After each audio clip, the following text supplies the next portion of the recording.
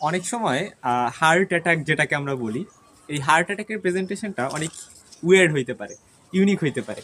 কিভাবে? আহ, একজন পেশেন্ট যে হচ্ছে 30 মিনিট ধরে হিকাপ হচ্ছে, মানে যেটাকে আমরা বলি হেঁচকি, এবং পরবর্তীতে সে যখন হসপিটাল আসলো তখন জানা গেল যে তার হচ্ছে গিয়ে মানে ইসিজি করে বোঝা গেল যে তার হচ্ছে হার্ট অ্যাটাক হয়েছে। ঠিক আছে, সেরকম অনেক বেশি ওয়েয়ার্ড প্রেজেন্টেশন থাকতে পারে, কিন্তু ওই পেশেন্টের কিন্তু প্রিভিয়াস চেস্ট পেইনের হিস্ট্রি ছিল, যদিও এখন কিন্তু কোনো চেস্ট পেন হয় নাই, জাস্ট হিকাপই ছিল। হার্ট অ্যাটাকের বেশ কিছু ওয়েয়ার্ড প্রেজেন্টেশন থাকতে পারে যেগুলা নর্মালের থেকে আলাদা। যেমন অনেক বেশি মানে নৌশে ভমিটিং থাকতে পারে, পেটে ব্যথা থাকতে পারে, ব্যাক পেইন থাকতে পারে পেছনের দিকে, এবং জতে অনেক বেশি ব্যথা থাকতে পারে, শোল্ডারে তো ব্যথা থাকতে পারে।